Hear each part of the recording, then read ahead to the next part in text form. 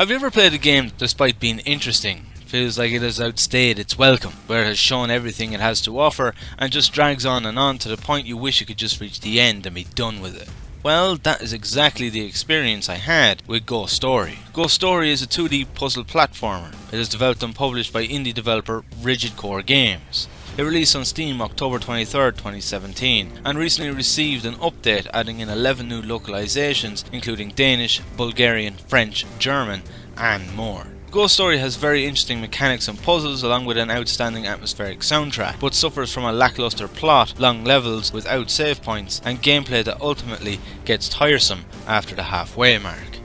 You take on the role of an adventurer who, while being chased by wolves, falls off a cliff, landing into the valley below. After waking up from the incident, he progresses to the lake ahead and takes a drink. Upon doing so, he finds that he has gained the ability to transform into a ghost as he so wishes. He asks the old witch in the hut beside the lake for assistance, where he is told he has about a week to live. The witch can cure him, but requires a specific ingredient that is only possible to find in the cave by the house. With no choice, you grab a backpack and enter the cave in search of the ingredient needed to make the potion that will cure you. The plot to the game starts off interesting enough, giving you a goal, but as you progress it doesn't really go anywhere. You find out about an order of monks, meet elemental spirits, and find messages of a previous adventurer on your travels, which is a great addition to the mystery. The problem is the plot tries too hard to make you intrigued and gives you little drips of information with no real answers. This results in there being nothing to grip the player into the plot, and I just found myself getting lost with it because of that. Along with that, the plot really stretches itself out, where you gain small amounts of plot progression every 5 levels or so.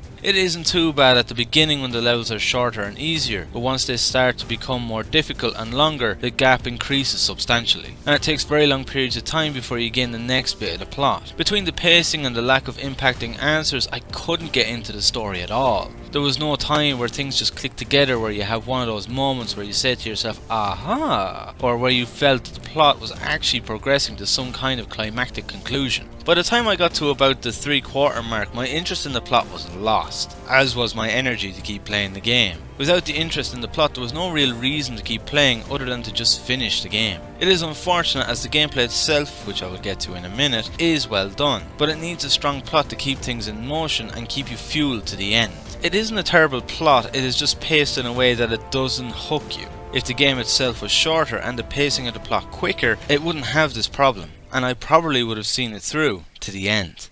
The gameplay to Ghostory revolves around platforming and puzzle solving. There are no enemies in the game, nor in any way that you can die. The objective of the game is to make your way through each level by solving the puzzles that stand between you and the exit to the next. At the start again, the puzzles are pretty simple, consisting of nothing more than a few platform puzzles, putting boxes on pressure pads, finding keys and using levers to make specific platforms move in order to get to areas of the map that were previously not accessible. To help you complete most of the puzzles, you will need to switch between your physical form and your ghost form.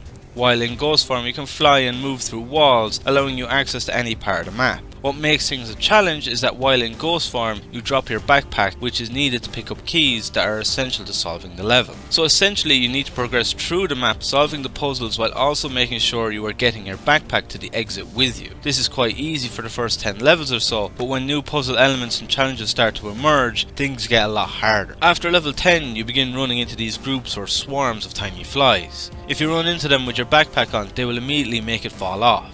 These become one of the primary challenges throughout the game, where you need to figure out ways of getting your backpack around them in order to progress. Later again, you begin to come across more complex lever puzzles, where you get multiple levers that activate and deactivate a series of platforms, and you need to figure out the right combination. The levels and how their puzzles are designed are really well done. There has been so much thought and planning put into the levels, and it really shows just how much love and passion has actually gone into the game. And they work really well, offering a good challenge for the stage of the game you are in, along with having the occasional fiendish puzzles every once in a while. There are two big problems with the gameplay. The first is that the levels and their puzzles don't have a whole lot of variation. Only every 10 levels are you introduced to a new puzzle element. For example, after level 10 you have to deal with the fly swarms. After level 20 you have the lever combinations for the platforms, and so on and so forth. It isn't so much a problem at the beginning, but the further into the game you get, the more monotonous the gameplay is because of this, due to the size of the levels and the length it takes to finish them increasing. It starts to feel like you're doing the same thing over and over again, but on a slightly more complex level than before. The second one problem is that as the levels get longer and bigger, there aren't any checkpoints allowing you to take a break from the game if needed. This means that you need to play the entire level through from start to finish, as exiting results in having to start the level over from scratch. And levels later on can take a good 30 to 45 minutes to complete. Having a mid-level checkpoint of some kind or the ability to save whenever you want would be a great addition to the game. Another feature of the game is that if you are stuck in a level, you're able to skip the level if you wish to do so, allowing you to bypass it and move on to the next. This can only be used up to 2 times, but you can earn those uses back by returning to the levels you skipped and completing them. It is a nice addition to the game that allows you to move through to the next level if one has you stumped and you're getting frustrated with it, as long as you aren't worried about getting the completionist achievement. Overall, the gameplay of the game is good. It takes a similar approach to puzzle solving to that of the original Prey, but from a 2D platformer perspective as opposed to the first person, with that of moving from physical form to spirit form. The puzzles are very well designed and thought out, but the lack of variety and there being no way to save throughout a level can make the game monotonous, tiring, and at times frustrating.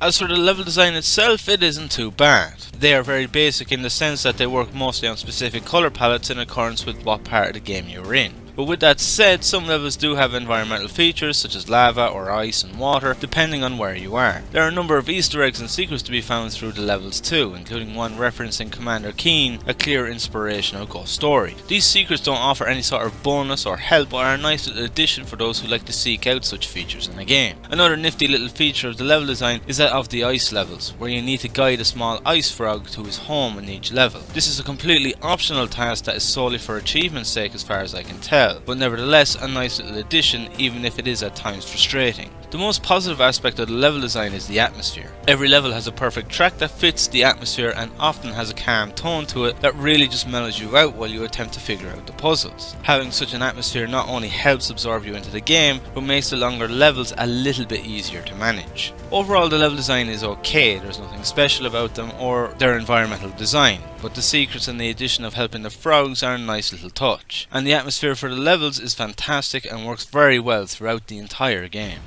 Ghostory is one of those games where I sit on the fence, and it is those games that are the hardest to review and even more so to give a fair score to. The gameplay and atmosphere to the game are great, but there are issues such as lack of puzzle varieties, no way to save during long levels, and the plot just isn't gripping and is hard to follow. There's been so much care and thought put into the levels and the puzzles that it is hard to hate the game, but it is a game that's length lasts longer than the fun and novelty of its gameplay. It's one of those games that could have done with being shorter, allowing for the plot to progress faster and stop the game mechanics and gameplay becoming monotonous. It is an interesting game even if it doesn't really do anything different, meaning it isn't mediocre, but it isn't so well designed that it is great. Therefore, I think that a fair score for Ghostory is 6 out of 10, making it a game that is alright. Ghostory isn't a bad game, it is just one that's length is definitely a hindrance in that it makes everything else lose its novelty and excitement. With this being a student's project, I have to give some leniency and respect, as this isn't a game made by a professional team or one made of veterans of the industry. It is definitely a great attempt for a first game, and I would like to see some form of a sequel or another game made using similar mechanics to Ghostory, but with more refinement and variety. I really hope that Rigid Core Games look back on this and learn from it to help them make their next game something great, as the team do have such potential.